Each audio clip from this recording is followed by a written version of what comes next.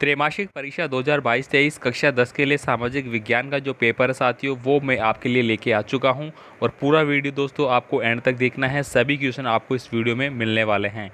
तो चलिए दोस्तों वीडियो स्टार्ट करते हैं। सीजी बोर्ड की परीक्षाएं दोस्तों 26 सितंबर से स्टार्ट होने वाली है। तो 30 सितंबर को कक्षा 10 के लिए जो आपका सामाजिक विज्ञान का पेपर है वो लगेगा, वो मैं आपको इस वीडियो में दिखाने वाला हूँ। यहाँ पे देखिए दोस्तों स्कूल से पूरा सीधा पेपर आपके पास पहुँच रहा है। यहाँ पे देखिए लोहा अयस्क किस प्रकार का संसाधन है, ये प्रश्न आपको पूछा जाएगा।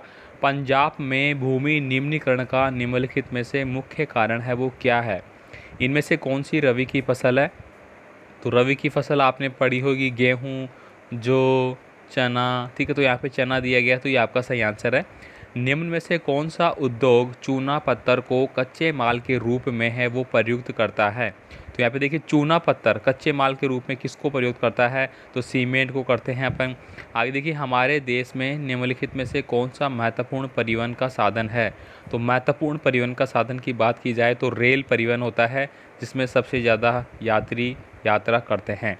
लौह अयस्क का उत्पादन किस राज्य में सबसे अधिक होता है। उड़ीसा, कर्नाटक, छत्तीसगढ़ या फिर झारखंड। नेक्स्ट देखिए फिल इन द ब्लैंक, रिक्त स्थान वाले क्वेश्चन आपको पूछे जाएंगे। ऐसा कैसा आपको पूछा जाएगा, फटाफट आप सारे प्रश्नों को याद कर लीजिए। भारत में सिंगों का प्राकृतिक आवास स्थल गुजरात का क्या है। तो गुजरात का कच्छ हो जाएगा। ठीक है, कच्छ में है। आगे देखिए नेपोलियन बोनापार्ट किस सन के युद्ध में पराजित हुआ था। तो आपने पढ़ा होगा नेपोलियन बोनापार्ट का। ठीक है, इसे देखो करो या मरो का जो नारा है वो किसके द्वारा दिया गया था। तो वो गांधी जी के द्वारा दिया गया था। आगे देखिए भारत में लोकतंत्र का शासन है। भारत में कौन सा शासन है, लोकतंत्र या लोकतांत्रिक भी अपन इसको बोल सकते हैं।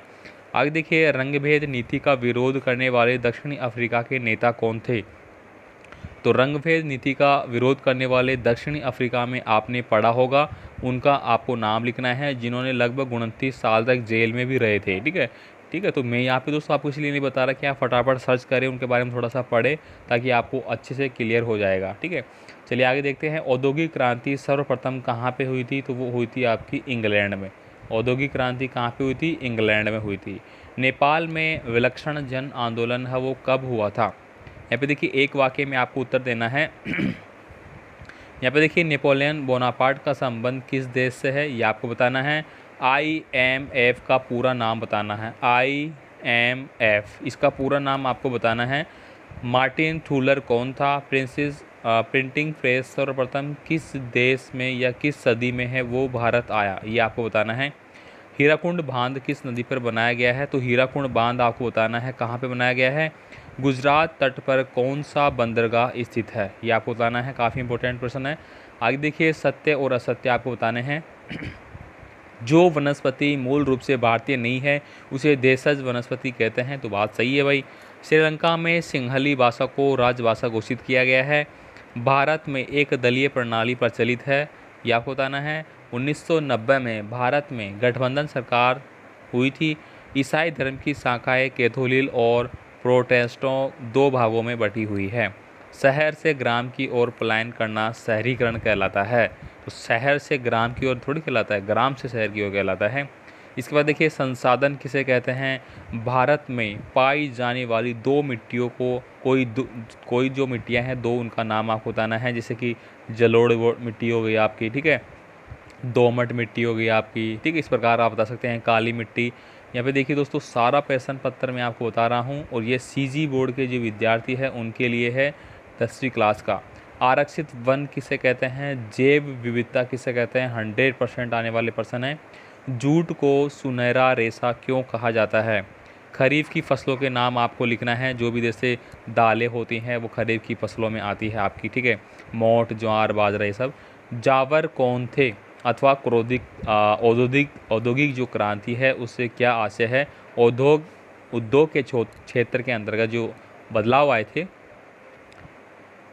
गुटेनबर्ग कौन था। पंचांग से क्या आशय है। अश्वेत और शक्ति आंदोलन क्या था।